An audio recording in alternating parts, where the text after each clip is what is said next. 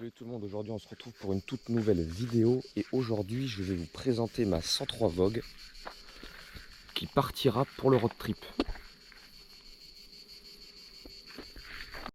Donc c'est une 103 Vogue que j'ai acquérie il y a maintenant 2 ans pour le prix de 180 €. Alors bien sûr il n'y avait pas toute la déco côté esthétique qu'il y a maintenant, mais c'était vraiment une 103 Vogue basique, donc une 103 de 1999. Donc sur ma 103 il y a quelques trucs qui ont été modifié.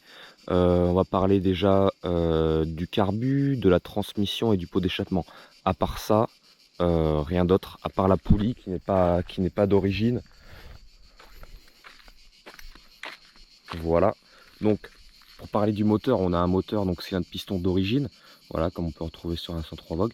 On a un allumage électronique, voilà, gros cône, et un embrayage. Donc pas de vario sur ce modèle. Donc il me semble que de toute manière les 103 Vogue de base ont un embrayage, pas de vario.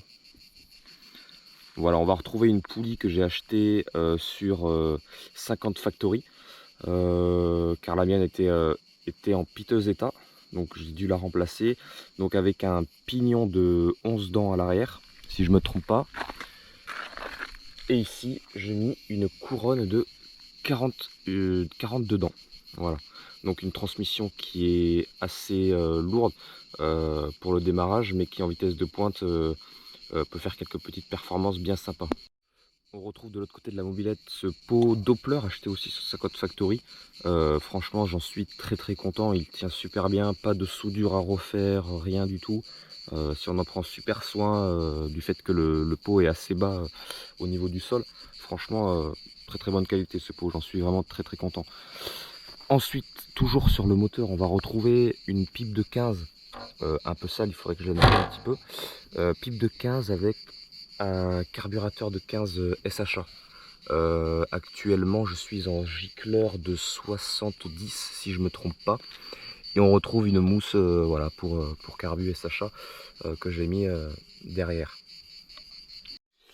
Au niveau des bobines haute tension, j'ai pas amené le tournevis pour décrocher le carter, mais tout ce qui est bobine d'allumage, tout ce qui est fil électrique pour les faisceaux de lumière, tout ça c'est d'origine, à part le boîtier CDI que j'ai dû changer pour la deuxième fois maintenant. Ouais, je vais changer 2 fois sur la mobilette. Ça peut arriver, c'est pour ça que j'en ai pris un en rechange qui arrive dans pas longtemps. Je ne l'avais pas montré dans ma vidéo précédente, mais j'en ai commandé un de rechange, oui, au cas où le mien viendrait à lâcher. Ensuite, au niveau du moteur, ça c'est fait, pas grand chose à dire. Au niveau de la transmission, pareil. Le pot d'échappement, c'est bon. L'admission, c'est fait. Donc, pour tout vous dire, j'ai aussi un pneu de 17 pouces, enfin une jante de 17 pouces à l'arrière et une jante de 16 pouces à l'avant. Pourquoi? Parce que j'ai été obligé de changer ma roue arrière, la jante, parce que mes rayons avaient pété, enfin bref, la jante s'était tordue, etc. Donc obligé de changer ma jante arrière et mon pneu. Donc j'ai pris un lot sur cette Code Factory, il me semble. Donc la jante était en 17 et j'avais pas trouvé de jante en 16 pouces. Alors du coup, bon, pas trop de soucis, hein, j'ai monté ma jante en 17. Le souci, c'est que je voulais retrouver le même pneu à l'arrière pour mettre à l'avant. Le problème, c'est qu'ils avaient plus de pneus en 16 pouces. Et je crois que ça se refait plus, les pneus en 16 pouces, si je me trompe pas. Du moins, c'est Code Factory. Après, je suis pas trop allé voir sur d'autres sites de pièces. Ensuite, on retrouve des suspensions, des amortisseurs en 360 mm. Je voulais qu'elles soient un petit peu relevées à l'arrière pour juste un petit côté esthétique. Et je trouve que c'est pas plus mal. À l'avant, on retrouve une fourche donc de chez Code Factory, pareil. Donc c'était des refabrications type origine en 701 mm pour être précis.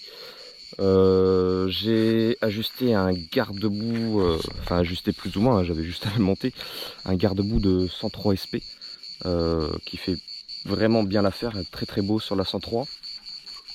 On retrouve aussi des pattes de fixation de phare. Voilà, j'ai opté pour celle-ci. Je trouve que ça rend vraiment bien avec un petit phare rond type origine avec petite casquette. Voilà. Et là, le petit interrupteur assez vintage qui marche, hein. Le phare marche, les deux phares marchent, un peu obligé pour le road trip. On retrouve un guidon Z-Bar de chez Sakot Factory, pareil. Voilà, ça c'était un petit peu à mon goût, petit guidon assez bas, voilà, un peu old school. On retrouve aussi une barre de renfort, donc ça c'est pour foutre la tente en bas et le duvet en haut. J'ai ajusté un compteur, qui vient de chez Sakot Factory. J'ai eu la chance de le trouver. C'était un kit, donc il y avait le compteur, avec le démultiplicateur, si je me trompe pas. Dites-moi en commentaire si le nom est bien approprié. Qui se monte sur la jante avec le câble.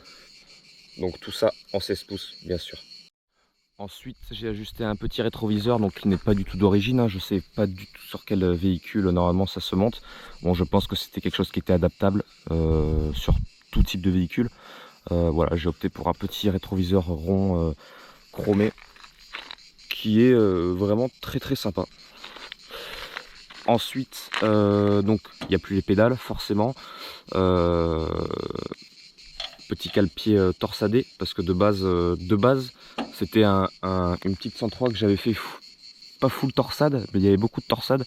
J'ai gardé les cale-pieds, j'ai gardé la béquille comme vous pouvez le voir, et voilà. Petit garde-boue de 103, porte-bagages de 103 SP, voilà. Donc bien sûr sur la 103 Vogue, la petite boîte à outils. À l'intérieur on peut ranger quelques pièces de rechange. Si j'arrive à l'ouvrir, tac.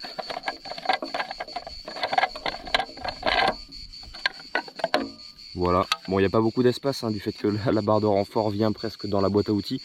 Mais bon, si on doit ranger des petites rustines, un petit tournevis, de la durite, ça fait largement l'affaire.